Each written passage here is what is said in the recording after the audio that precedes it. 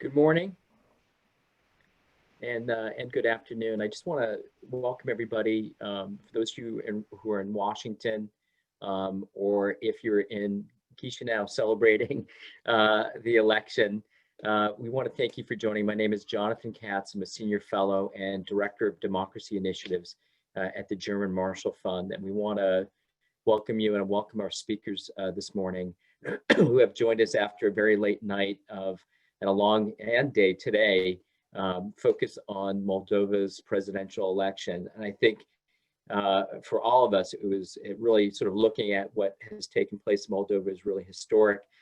Maia Sandu, who was former prime minister, won in a fairly convincing fashion, some say landslide, beating current president Igor Dodon by a significant margin. And for those who are watching externally, have known that Moldova, on its path, its Euro-Atlantic path, has stalled in many ways to address corruption, to enhance trade and cooperation with European partners, and also in its efforts to address COVID-19, which is really a very sad story, both Moldova but globally too. And so we're really at this real crossroad, having had the election yesterday. And it looks like we have President-elect Maia Sandu, which I want to congratulate Maia Sandu for this victory. And we have two great speakers who know far more than anybody else about what took place between the vote, between the first and second round, the votes that took place, the role of diaspora, the diaspora community in that vote, but why did Moldovans move in this direction in such a substantial way towards Maia Sandu?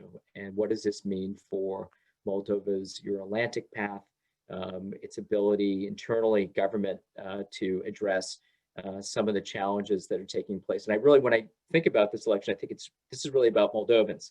It's not really, it's about what the people of Moldova want. And so it's a congratulations to them as well for carrying out an election in a very difficult environment around the globe as well. And seeing, all these people and long lines and pictures of long lines of people waiting far away to weigh in terms of what's happening. So there's a lot to unpack and a lot to hear from our speakers, to talk about what this means.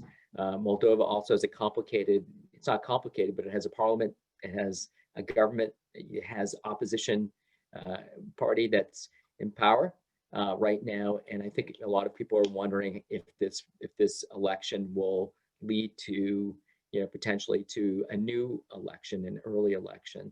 But I think we'll answer all those questions and more, including the foreign policy implications. And if you're sitting here in Washington today thinking about, what can the United States do? What should the Trump administration, which is in place until January 20th, do to engage? And I'm happy to say that, just a short while ago, there was a statement released by the U.S. Embassy representing the U.S. government's congratulations to Maia Sandu, which is really great to see. But beyond that, what can the United States do? What can the EU do? What should the IMF do as well in terms of the macroeconomic support needed for Moldova's ailing economy? So with that said, I want to, again, thank everybody for joining. We'll have a Q&A session coming up shortly after our speakers provide their opening statement. You guys know where if you can please just put your question in the Zoom, use the Zoom question method to ask your questions.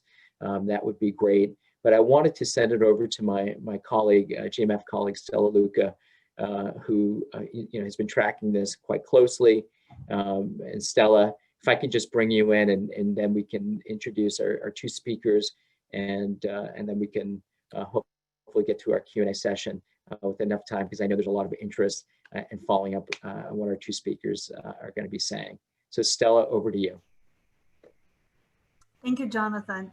Yeah, yesterday was a big day for Moldova, and I know many of my social media friends and connections have been posting and commenting, and I could see their joy and their happiness. And I congratulate every one of us who has participated in this election. It's important to vote, and especially this time, Moldovans have turned out to vote in numbers that we haven't seen before. No, Moldovans in Moldova, Moldovans abroad, people have gone, have traveled for days and thousands of miles, some of us and many of us hundreds of miles, just to make sure that they have a chance to express their vote.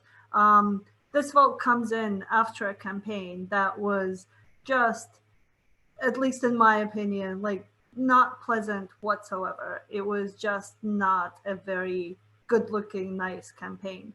Under those circumstances, I want to have to introduce here former Minister of Foreign Affairs of Moldova, Nicu Popescu. And then we also have today a lead policy analyst, Valeriu Paşa from WatchDog in Moldova. And we will be speaking about what happened, but also very much about what is there to be expected in the coming 4 years, I guess, but also especially in the following 2-3 months in the short term. But before we go into that, Valeriu, let me just go to you. And I would, if you can, just comment a little bit about what you've seen in the campaign, and mainly what made people really go out and vote in those massive numbers. Why did people show up, and what do you think made people go vote the way they did? What has made what were the elements that made Maia win? Thank you, Stella. Good morning for all our colleagues from Washington who are looking. Thanks for the congratulations. Indeed, I think that was a historic vote. This is a historic turnout for one single candidate, more than 900,000 votes. This is really a historical record. Is to speak a little bit about the turnout. We need to understand that the turnout inside the country, if we do not take in account the voters from Transnistrian region and voters from diaspora, was not so high, unfortunately. Well, because of COVID pandemic, because of lack of interest, a lot of causes could be, but the turnout is not quite high inside the country. Even in the capital city, there is still a big potential for higher turnouts at elections, and that was demonstrated in the past. These elections, as any election for a president after the first term, was mainly like a referenda, making people to choose, will we give him or her 4 more years or not? And normally there were two main players, Igor Dodon playing for Igor Dodon and Igor Dodon playing against Igor Dodon, and obviously Igor Dodon lost. Why? First of all, because he managed to show and to demonstrate to the people that he's a poor administrator, he's a poor manager. He totally failed to manage pandemic, he totally failed to manage economic. He betrayed 99% of his pre-election promises to the people. He promised to fight corruption, he promised to fight state capture, and he done right vice versa. Igor Dodon tried to cover all this with much propaganda and disinformation. That was before the first round, but after the first round, in the evening of the first day, started what I called informational total war. Just to let you understand, well, we followed all these developments, we monitored and countered disinformation. We encountered an average of 200 fake news published in a single day in the first tour of elections. with hundreds of thousands of views online, on YouTube, on Facebook, promoted by ads and so on. And the response of the online platforms was disastrous. But I think we'll speak more about that in the future. What we achieved really as a society is that we managed to win this fight to defend the free character of these elections, to make disinformation to be not so efficient, or even to play against those who is provoking that, who is spreading fake news. In this case, particularly with the staff of Igor Dodon. He lost also because he made diaspora, huge Moldovan diaspora abroad, very angry by attacking them after the first round, and many other elements. But mainly he lost because he was a very poor president. That's very simple. Thank you, Valeriu. And you've mentioned a few things that we will be definitely coming back to in our today conversation. But I wanted to go to Nicu, if I may. And I have to just mention one thing before I do that. I realized I called President-elect by her first name, and this is an amazing thing. It really indicates, not just on my behalf, I think this is how pretty much Moldovans feel, that like she is a president that can be called by her first name and people relate to her. So I apologize, but I did refer to President-elect Maia Sandu, and I'm very proud to do that. And Nicu, from your perspective, one, you yourself are today abroad, you're not in Moldova. And what do you think this voice of the diaspora really has meant for the vote? That's one thing. And then second, if you may please go into a little bit, what do you think we will see with in the short term and maybe medium term in President Sandu's approaches and what she will do in terms of foreign policy? How is that going to play out with our partners both in the West and in the East? I mean, President Putin did send a congratulatory message as well, along with the president of Ukraine and the president of Romania, our immediate neighbors and partners. So how do you think this is going to play out in the coming future? Thank you, Stella, Jonathan. It's great seeing you, Valeriu. I think, everyone feels rather upbeat. I would like to stress perhaps a few points and try to put this in a slightly bigger perspective as well. I think what matters to me personally, and I think that's something we should all realize, is that so far Moldova is the only post-Soviet state where all changes of governments and power and presidents happened exclusively through electoral means.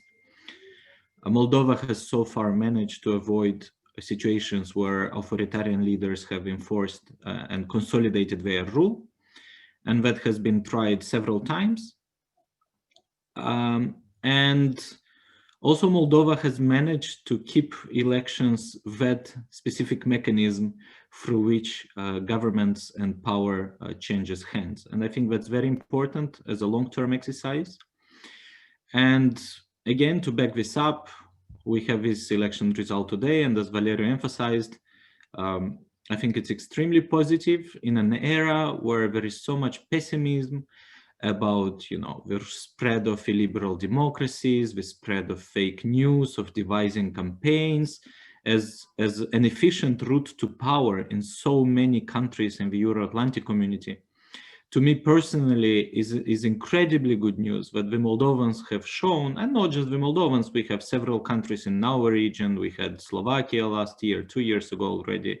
We had many other countries where you have a population expressing a strong desire for change, a strong desire for more pluralism, not less, and having this capability to filter fake news, filter divisive campaigns, and go for leaders who are seen as being willing to fight corruption, to remove inequalities, and to get there often small countries on a better international footing. And on this, I think Maia Sandu's election to the presidency of Moldova is fantastic news for Moldova, but should also be seen in a somewhat bigger context, both for Moldova itself, in Moldova's 30 years long transition trajectory, but also in the region. That's on the emotional and positive side. There will be more on the positive side as well. You asked me specifically about foreign policy, and we have seen what a complex region we live in. Just in the last months, we have seen events in Belarus. We have seen events in the South Caucasus, the war between Azerbaijan and Armenia. We see what happens in Ukraine today with the domestic reform process. It is all a region, and these are developments that have a major impact on Moldova, on the entire Euro-Atlantic community. And Moldova will have to manage this carefully. I think where we are in terms of the main impulses, and what we know for sure, is that Moldova is deeply integrated into the European economy already. I have said this on this panel, but I will repeat, some 65% of Moldovan trade goes to the European Union, and 8 or 9%, depending on the year, goes to Russia. That gives Moldova a much higher degree of resilience in the face of economic external pressure than ever before in Moldovan history. It also makes Moldova more resilient than many other post-Soviet neighbors. And that's, you know, a good card that needs to be played well. And Maia Sandu will have open doors everywhere in Europe, in DC, and I'm sure she can put that to good use. If you want some very concrete ways, I hope EU-Moldova relations will evolve towards, is that we have today an association agreement with the European Union that works reasonably well. If Moldova will reduce corruption, that will work much better. But that agreement also has some tariff quota restrictions, some quantitative restrictions on some exports. So if we're looking into specific ways to support Moldova now, I think it would be good to come to a roadmap of abolishing step by step most of the quantitative restrictions on Moldovan exports to the EU, and that would be a good and concrete contribution. Of course, Maia already reset relations with both Romania and Ukraine, and this morning President Iohannis and President Zelensky were the first to call Maia Sandu and congratulate her in person, which was already, as I said, is practically resetting our relations. But then we will need to look into concrete areas of cooperation. And if I have 1 minute on Russia, that's an important partner in our part of the world. Maia Sandu has always been a firm and committed pro-European, but she never came and spoke in politics or in person in any negative way about Russia. So the initial starting line, point of departure for Maia Sandu's foreign policy will be integrate Moldova deeper with the European Union, in whatever sector we can, but try to maintain as good a relationship with Russia as possible. Relations based on mutual respect, where I don't expect any anti-Russian attacks or language. There is a strong desire to make sure that Moldova will have a pragmatic relationship with Russia. Now the foundations of that relationship started to be put during Maia Sandu's prime ministership. That was interrupted, but I think this will be a direction of foreign policy that will be important. It will need to be managed very carefully. But at the same time, I think there are decentish parameters for a non-conflictual way forward, and a way that helps Moldova, solve some issues in bilateral relations with Russia.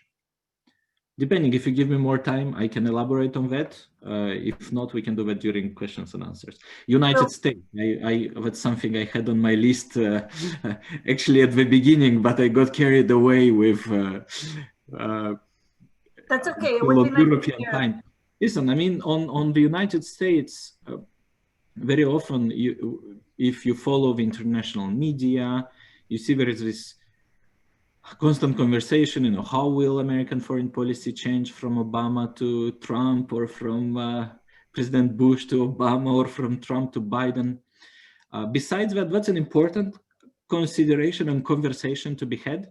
But what I have seen always on Moldova, there has been an enormously positive commitment from the American state apparatus to maintain good and strong levels of positive engagement with Moldova, to channel diplomatic and political assistance to the Republic of Moldova. That has always been there, irrespective of the ups and downs of American politics or the ups and downs of Moldovan politics. I expect that to continue. Maia Sandu has been very well received a year ago in September last year by Vice President Pence, by Ivanka Trump. So there was, you know, a signal of strong support under the previous US administration, and with this administration, I'm sure that support will be even stronger. And I've been personally in touch with some of the people from President-elect Biden's team as well. So in that, we're only expecting a continuation of a strategic relationship that Moldova and the US has had all these years. And the US has been of tremendous support for Moldova's transition, and that positive dynamic that I described in my first minute, speaking of Moldova being a country which changes power through democratic means, and the United States support has been absolutely central and crucial to that transition. Thank you, Nicu. And I have a couple more questions for our speakers before we go to the Q&A, and please do feel free to write your questions in that section of our Zoom session today. Valeriu, one question to you. The outgoing president, Mr. Dodon, even in his statement right after the close of the polls, he did say we need to prepare for a new era or something like that. It's a change that's coming up. What do you think he means by that? That's one question. And then two, what really we do need to understand is that the Moldovan society really stands very divided at the moment. I mean, if you do the math and if you see, you do see, even if you do like look at the map, it's very, very divided into what is red and what is yellow, who voted what way. So we also have a parliament that is an opposition at the moment to President-elect Sandu. So how do you see all of these things playing out in the near future, in the midterm future? I know there's also talk about an early election. It is unclear how that will be happening, at least at the moment. And then also, we don't know what a result of a potential early election will be. So how do you see these elements playing out in the near future, let's say in the next year and a half, along with the limited ability, like limitations of the position, limitations of the president's position, because it's still a parliamentary country? Well, President-elect Maia Sandu has enormous legitimacy and political responsibility. She now is the let's see, the most legitimate representative of the people. But at the same time, Moldova is a parliamentary republic. So the main administrative political powers are in the parliament, and we have a very, well, let's say it, divided or strange parliament right now, which is a result of a political mistake. My understanding is also it's a big political mistake of Maia Sandu, because we should have snapped parliamentary election 1.5 years ago with those very short-term plan. When socialists and pro-Europeans vote together to get rid of Plahotniuc, prepare the country for free and fair snap election and go to election. Because they didn't do so, we still have a parliament, 40% of which is being created by Plahotniuc, actually. So we have 40 MPs inserted illegally, illegitimately in the parliament by Plahotniuc. Obviously, he continued to control them, After that, he switched them in 2 parties, in 3 parties, all this migration from one or just the changes of the names of the parties and parliamentary groups to not change anything. All these people are being dependent on Plahotniuc. And President Dodon is not very different. Even if he is Kremlin's puppet, he still is very vulnerable in front of Plahotniuc, who can destroy him politically at any time. You asked about these declarations, statements made by President Dodon that he is going to create a new parliamentary majority, which means majority created by socialists and the deputies from Plahotniuc's group, I mean, Shore Party, Pro-Moldova or For Moldova group. You see even the names of these political groups are pretty the same. I don't know how Moscow will react. I would be surprised if Kremlin will accept this scenario, because in mid and long term, that will mean that the popularity of Socialist Party will continue to decrease to very low numbers. Second, Moldova is in a very deep economic crisis. Simply saying, in December, the government already doesn't have enough money to pay pensions and salaries and other payments, and also a lot of debts accumulated already in the budget. And they failed to make agreement with IMF. I will be very surprised if IMF or European Union would agree to cooperate with the government backed by Plahotniuc and Ilanshore, people who are directly responsible for high-level corruption. But the final decision is not in Chisinau, the final decision is in Kremlin, because the biggest parliamentary party now are socialists, and this party is being controlled from Kremlin administration. So if we will have or not snap elections actually depends on Kremlin and how they will make their strategic planning on mid-term and long-term. Because if socialists remain in power now, this party will become very unpopular, and all pro-Russian parties can fail on mid and long-term. The big problem is that this goes hand in hand with very deep economic and social crisis inside the country. We have the worst situation with pandemic in the whole Europe, because simply no one manages the pandemic for more than a half of a year. And well, I prefer to avoid speaking about geopolitical interests, and now the snap elections is what this country really needs to have a stable parliament, but in the same time it's not possible to do that on a very short term. Realistic term is in May or end of April of next year. In the same time, we need to put in place a proficient government which is not somehow dependent in any way on the votes of Plahotniuc and Ilanshore, because that will mean like a pariah government. And it's maybe strange, but the only way to achieve a legitimate government and to go to snap elections to have an agreement between pro-European parties, I mean ACUM, and socialists. Obviously, Maia Sandu is, well, she already told she is ready to talk to all political powers in the parliament, which is already good. She takes her role of president, which is politically, or to say, is party independent.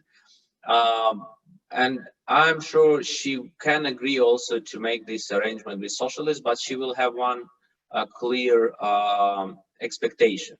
Socialists need to get rid of Igor Dodon, who is the symbol of corruption and continuation of the state capture situation. And I believe that in today's specific situation, this interest of the country, this interest of pro-European forces, and the mid and long-term interest of Kremlin are synchronized. Even if we need to understand that on long term, Kremlin is not a credible partner in Moldova.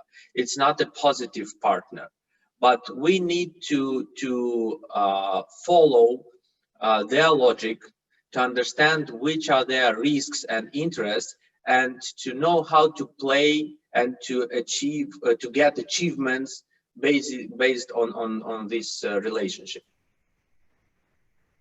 Thank you, Valeriu. And I think slowly but surely we're moving into the Q&A session. Nicu, there's a few questions that kind of pertain to your area of expertise. And first off, Transnistria. What is your opinion of the vote that happened there? How was that a free and fair process, considering everything, the limitations that the current government or any government has had in Moldova for a few years now? That's one. But two, do you see in any way Kremlin potentially stirring up things in that area, like they've done recently in our post-Soviet space? Just if let's say President-elect moves even closer to the European Union, what do you think is going to happen or change, or is there any change to be expected in terms of where Moldova stands as related to Transnistria? Well, the number of voters from Transnistria this time was around, in the second round, was around 30,000.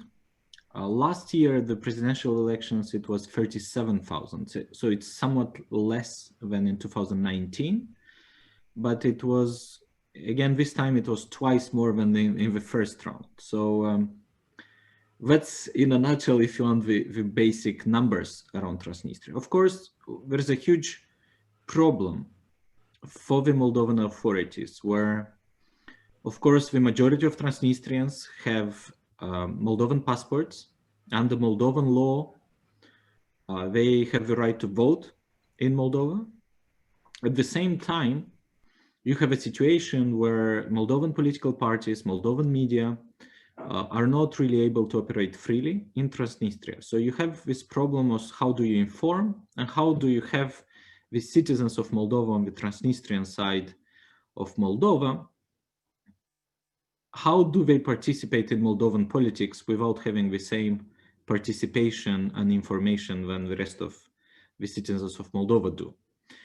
So you have to respect that principle. Now, the other complication here is that there have been significant allegations of voter fraud in 2019, busing and buying of votes from Transnistria, attested by the OSCE, not just by local parties. And of course, this time, there have been significant risks and allegations of that as well. And here we have a situation where the right of the residents of Transnistria to vote clashes with the fact that, well, of course, people have the right to vote, but they don't have the right to sell their vote or buy their vote. And here you need to walk a very fine line where you offer Transnistrian residents the right to participate in Moldovan politics, but you also at the same time have to make sure that this is not becoming a mechanism that systematically defrauds the elections. So that's where some of the tensions and the sparks is there, both conceptually and practically. We have seen it this time. And that will be a factor that will determine. Now, if we look ahead into the future, I think it's important to move towards some kind of settlement, but do so gradually and carefully, so as not to destabilize the rest of Moldova. So you need to slowly build the basis for deeper Transnistrian, if you want, political and mental and media integration into the Moldovan space. This needs to be done carefully under a long-term strategy, if you want. I think that has been done reasonably well on the economic front, with most Transnistrian companies being registered in Moldova, exporting to the European Union, benefiting from the free trade area access to the European Union.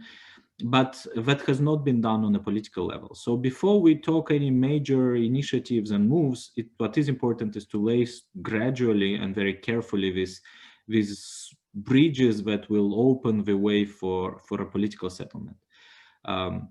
Any kind of hurried steps in that direction might be very detrimental for regional stability, for Moldovan politics, and are not likely to fly, as we know from previous attempts that haven't worked very well. Yes, the only other thing I wanted to mention is that you asked me how did the Transnistrians voted when Maia Sandu got 14 and something percent of support among those Moldovan citizens who are residents of Transnistria. So 14% is her support level among those who voted. Thank you, Nicu.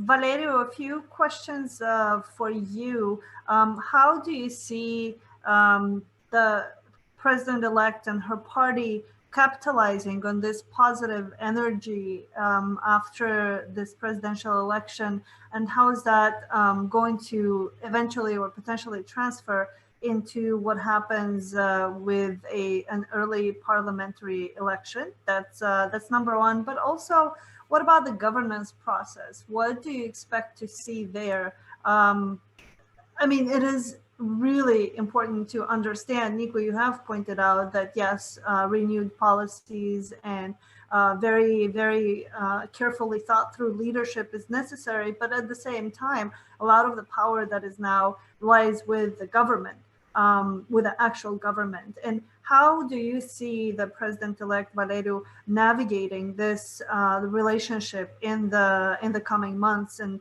how do you see her devising new policy that the government will or will not implement?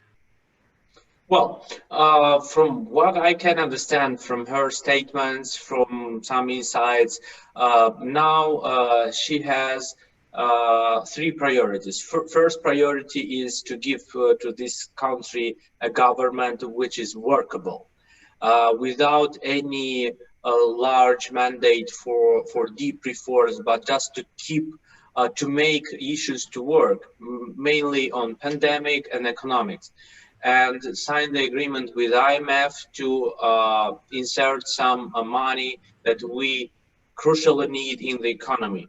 Also with the help to the businesses which were absolutely like helpless during Igor Dodon's government. And next step is to have snap elections.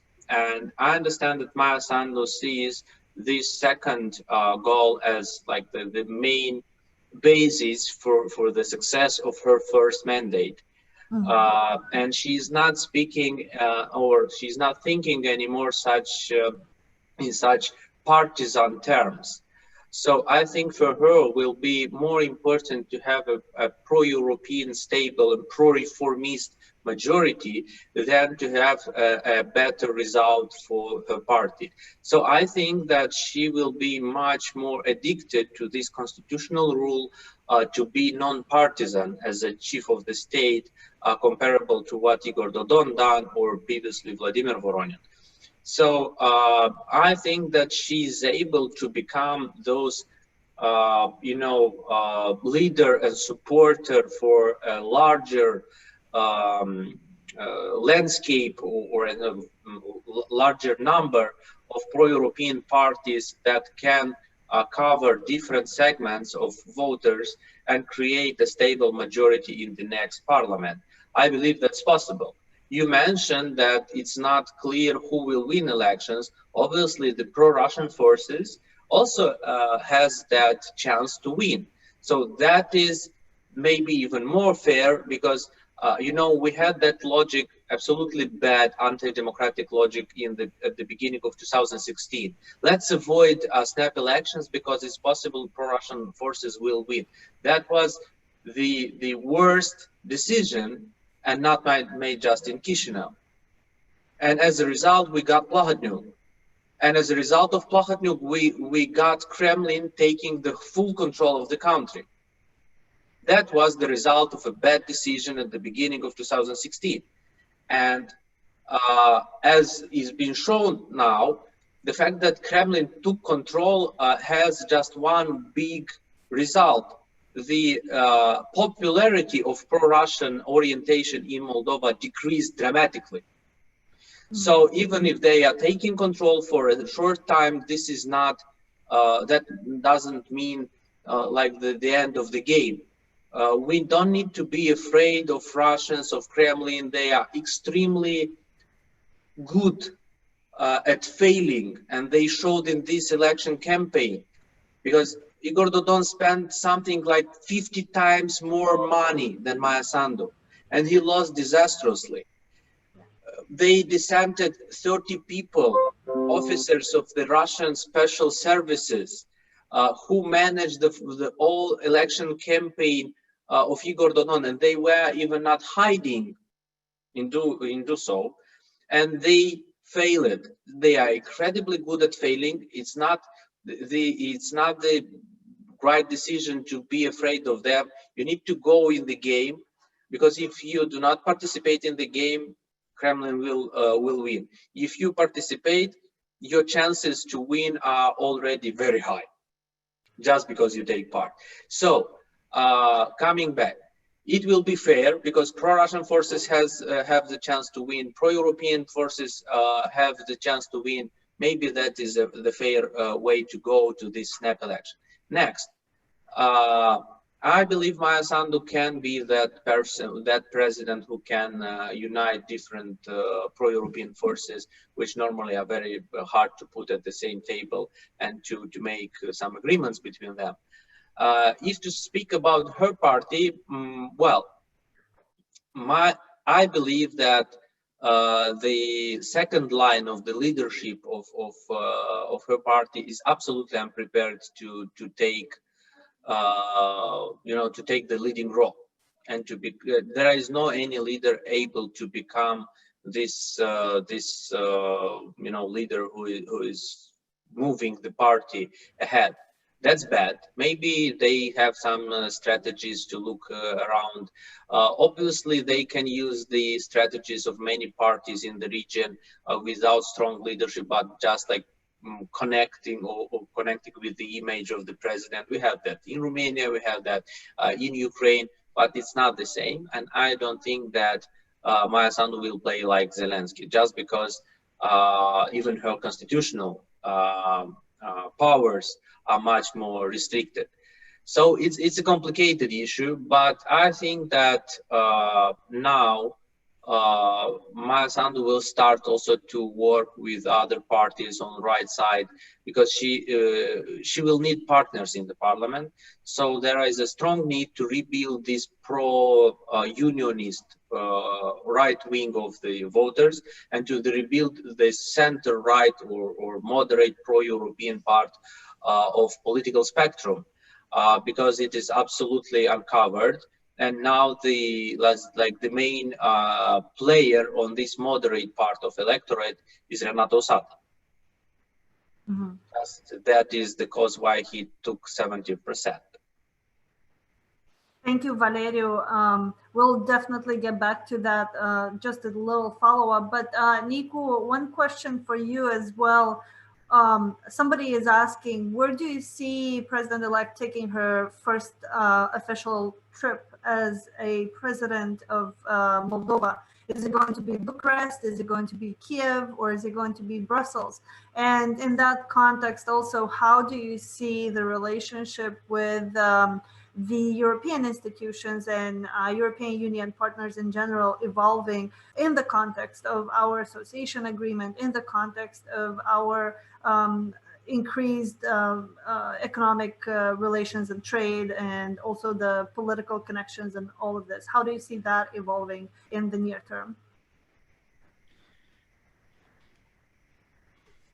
I will say something which will probably be somewhat counterintuitive. I think first visits are very important as signals, but they're also very often very overrated. I have seen many times leaders taking first visits as a sign to mend fences with problematic neighbors, and this misfiring significantly later on. So I don't think, if you want, that's necessarily in the long term a very important issue. So what I can presume is, the most important thing is what you can get out of these visits. And of this, as I said, Maia Sandu has all the open doors possible on the European continent, throughout the EU, in Romania, in Kiev, and she will also focus to make sure that the relations with Russia are handled in a way that does not complicate Moldova's context too much, if that will be possible, of course. And she'll, I suppose, will do her best to make this possible. Now I'm more interested in what she can deliver in terms of 2-3 years ahead, in terms of accelerating, because a lot of projects have been put on hold in the last year after the dismissal of Maia Sandu's government. And I'll give you some very specific projects that we all worked on, abolishing roaming prices with Romania. It was almost ready, but it was suspended. If we can restart that now, Moldovan citizens will have concrete benefits. There's talk of building new bridges, road bridges with Romania, electricity interconnectors. These kind of things are much more important than the first, second, and third visit. And they can be delivered in a visible time frame. It might take 2-3 years, but I think that's where the biggest investment of diplomatic effort to support Moldova should go into.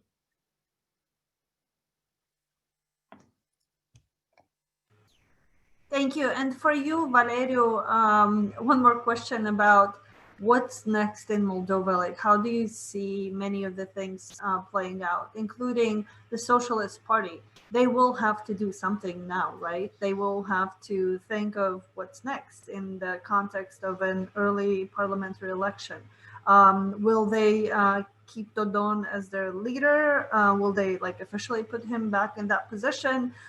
Is Ioan Cioban, who is the mayor of the capital city, is he going to have a more prominent role in the party, considering the loss of President Dodon? How is Renato Sate going to engage in the coming, let's say, one year and a half, something like around that, especially around the potential early elections, parliamentary elections? What do you see happening? And then also, how do you see all of these elements really playing into the reform agenda and the policies that Maia Sandu wants to promote: economic recovery, anti-corruption, justice reform, prosecution, all of those things? How do all of these complex elements play out in her presidential agenda? Let's take it one by one. First, what will be next in the Socialist Party of Moldova is not the decision of Socialist Party of Moldova. It is the decision made in the Kremlin administration. What Dmitry Kozak will tell them to do, that is what they will do. They can just propose but not take any decision. What is now trying to do President Dodon is to switch very quickly to become the leader of the party. Most probably he will try to propose himself as prime minister and to vote it very quickly in the parliament next week, most probably, or even at the end of this week, together with the MPs of Shore Party and Plahotniuk's groups. So I will be, I will be surprised if Dmitry Kozak will allow that, because it is counterproductive for Kremlin and for his long-term stakes in Moldova. And longer term for Kremlin is important to have the control of a blocking group in the parliament, which means at least 35 MPs in the parliament, without whom you cannot change the constitution of the country. So that is strategically on long term important for Moscow. And if Dodon will make this open alliance with Plahotniuk this party will lose even more rating and support. So I will be surprised. I think that Kremlin will make an analysis of the situation and will like extract or isolate Igor Dodon, as they know that his image is already very toxic for this party. They will try to beat on new names. They will not create a new one-man party. They will raise different younger leaders. Every one of them, obviously, main figure will be the mayor of capital city, Onceban, who is very good in PR and even is not so poor in basic management skills. So he really does at least something comparable to the government of Igor Dodon. So I think that will be there. Next, I think that Kremlin will change its strategy and will not put all the stakes on one single party. I think that they will re-engage with Renato Sate, but the relationship is very worsened. Renato Sate is under a lot of investigations in Russia, opened on the request of Igor Dodon just to press Usate. So that will be a complicated re-engagement there. For Usate, it's crucially to have snap elections in next 1 year, because he knows that he is now on the way. But these populistic ways cannot keep very high for long term. So he needs this election in order to keep this party durable. And he knows that. More than it, I think that Kremlin can even think about create the third political party, one which will be extremely pro-Russian on a very anti-European rhetoric, and in this way having two or three different like columns in this game. They will try to cover the widest range of the electorate in Moldova. Okay, and there was another part, I think, of the question I already forgot. Maybe if you allow me, just to kind of weigh in a bit if you want. Listen, but I think that's very important to discuss, the Moldovan party structure through this prism. But it's also fair to recognize that in the last 10 years, Moldova has had very corrupt, fake pro-Europeans, and has also had very corrupt pro-Russians. But there have been also very fair and, politicians with personal integrity, not engaged in corrupt schemes on both sides of the political spectrum. Among the pro-European forces, among the more Russia-friendly political forces. So it would be surprising for me if the entire, socialist camp would now want to go down with someone they themselves know is dragging them down. I mean, if you ask me, my feeling is that the Socialist Party probably has a better future without its new leader from today, who is also the party's old leader. And, these persons are known in Moldova. They visibly tried to distance themselves from Dodon. They have not always managed to, but it's also a choice that the Socialist Party wants to make. And I will draw a parallel here with Maia Sandu's own career. At some point, Maia Sandu was sent into the government by some political forces that got discredited because of involvement in corruption. She had a clean break with those pro-European political forces. She set up her new force. She built up this movement, and if you want, Moldova will be better off, and this left-wing spectrum of Moldovan politics will be better off if they will learn from what Maia Sandu did 5 years ago. Ditch the corrupt politicians, concentrate on politicians on the left who have more integrity, and the votes will come your way. So my advice, if anyone wants to listen, is for those on the left, just look at what Maia did 5 years ago, do the same in your own party, and that will probably mean a much better future for Moldova itself, because Moldova needs cleaner parties on left and right, Everyone needs that, and that will also be better for the political parties on the left, and of course the entire country. Yeah, and Probably indeed, no place to make such appeals, but nonetheless. indeed, Nicu. And then speaking about ditching corrupt politicians and corruption in general, we have a question about Mr. Plahotniuc. Do you think Sandu is likely to be vocal about his extradition, seizure of his assets? Do you think the foreign partners should be a little bit more vocal about that issue as well and define where they stand on the matter? Is that how does that play in the symbolic and then, but also the practical, you know, the assets and the embezzlement of the $1 billion from the budget? How does that play out? And what do you think is going to happen? Well, Maia Sandu always were very vocal about that, and she repeated that all the time. And I know that she also made a lot of issues, not just publicly. And as a president of the country, I'm sure she will continue. But well, not just like Igor Dodon, who was talking very much about arresting Plahotniuc, put him under international investigations, asking for his extradition, and he is calling, Igor Dodon is calling Recep Tayyip Erdogan in the morning, saying him, look, I know Plahotniuc is there, tell him please to get out from Turkey because there is information that will appear today in the press.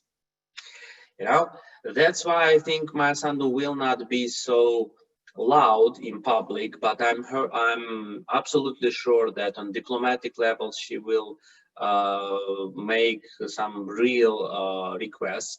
And here I would like to add also about the enormous potential support from the foreign partners, mainly United States and European Union, but mainly United States, in helping to reach out the foreign governments in the region, and here I mean Turkey, here I mean United Arab Emirates and other countries who can hide Plahotniuc, and help us persuade them to help the law to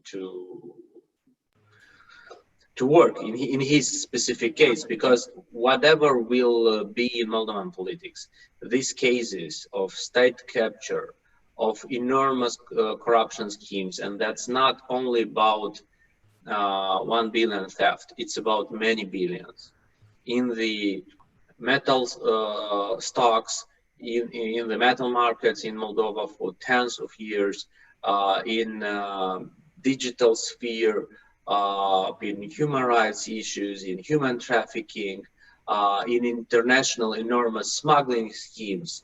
This is much more. This is much bigger than Moldova is actually.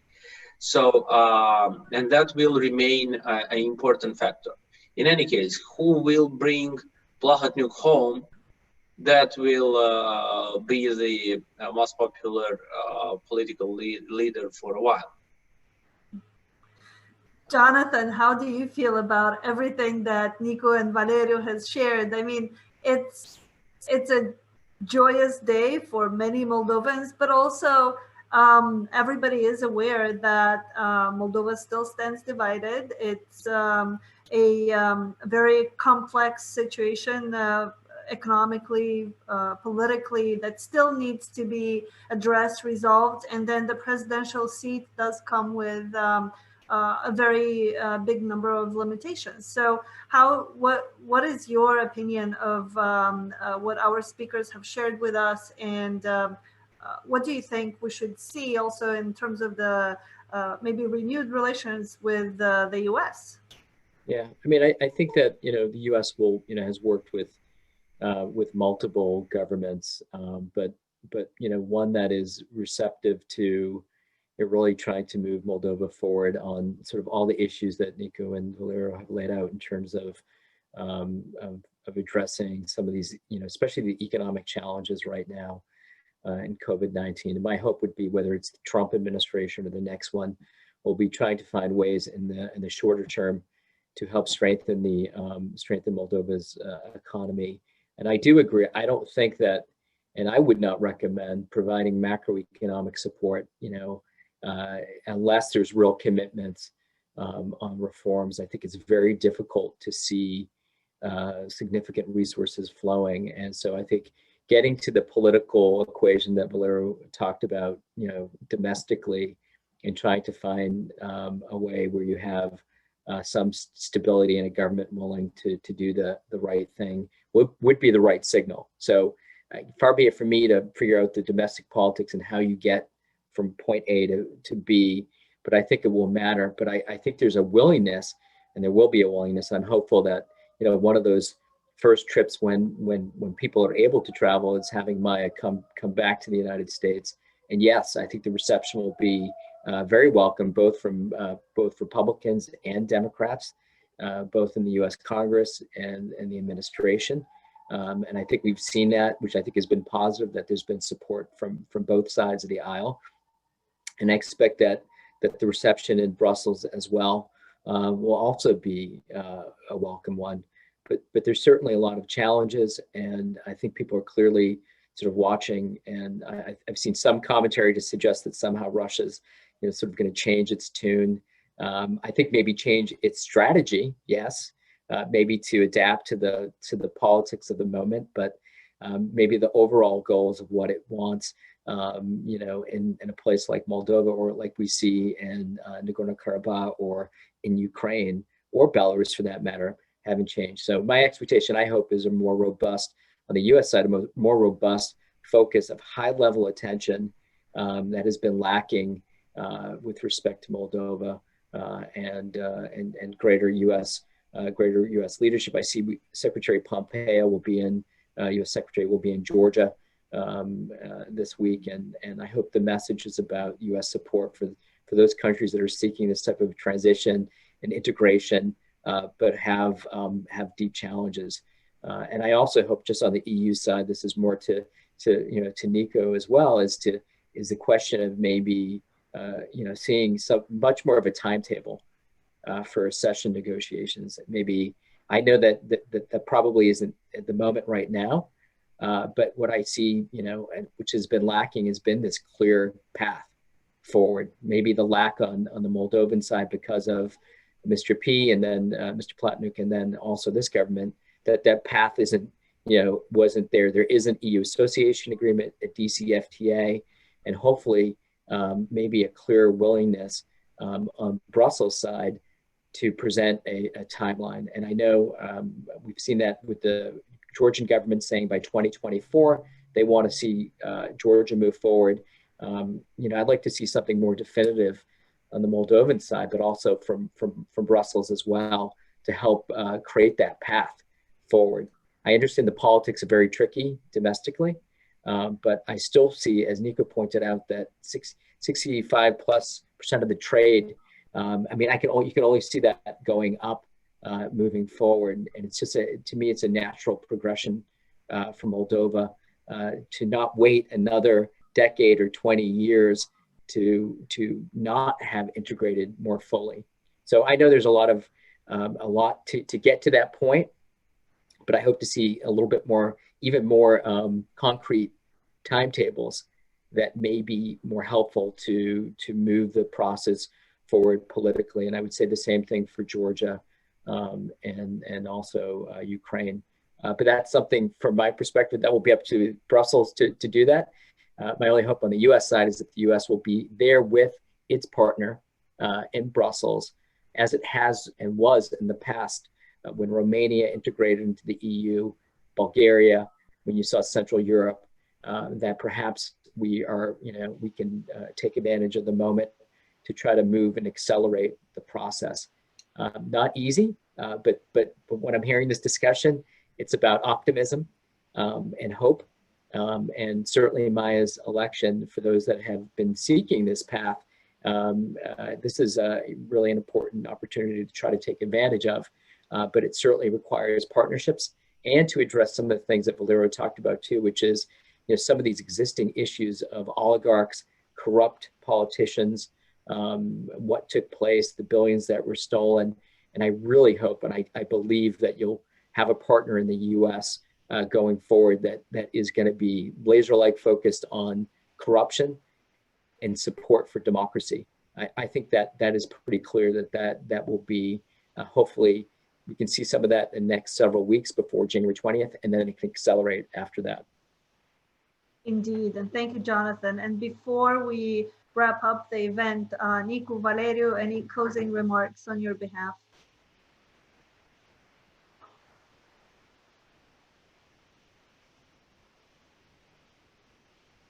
Okay, I had the response to understand that Nicu wants really to be the last one who says something today.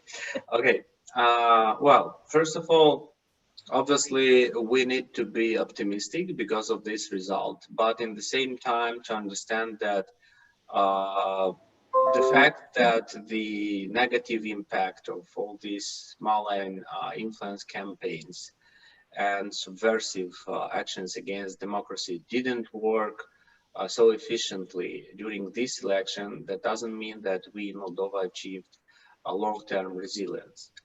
And as someone deeply involved in countering disinformation during this election, I would say that that is absolutely not easy. That was very complicated. We are much more exhausted than politicians are, because we worked 24/7 days a week.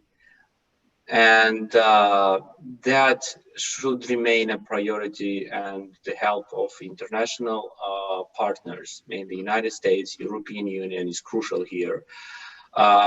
Because I'm not so concerned about the results from Transnistria, because I understand that people were imposed by their chiefs or people who are hiring them to come here and vote, and many of them were paid. But I'm much deeply concerned about the result in Gagauzia, for example, and the fact that absolutely majority of Russian-speaking population in Moldova is still extremely vulnerable to this basic disinformation and divisive strategies, which at the end of the day is dangerous for the society. And investing in free media, investing in the information and long-term education of critical thinking, production of content, inclusively entertainment, and integration of all the people in rural areas, older people, Russian-speaking people, in the common informational space is a must for Moldova, because this is the most dangerous, or this is the most important threat for Moldova as a state, divisiveness of the society. Indeed, indeed. And Nicu, a few words from you? I wanted to make sure that I'm on the right side of history by not contradicting Valeriu. So I'd like to make 3 small points. One is just Maia Sandu's government was dismissed on the 14th of November last year. So it's 1 year and 2 days ago. Look at the headlines at the time and look at the realities now. So I'd like to stress that not everyone who has,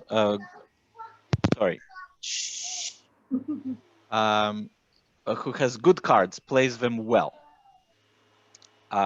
First thing. Second, we need a properly functioning state apparatus in Moldova to help us defend against the type of challenges Valeriu has said. And Valeriu has spoken about the fantastic and super efficient help Moldovan media and civil society is receiving.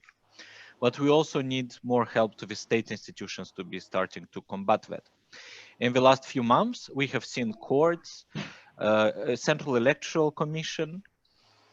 Sometimes they played on the side of the government, but often enough they distance themselves from specific decisions. There was no unity of command in the attempt to make this election even less fair.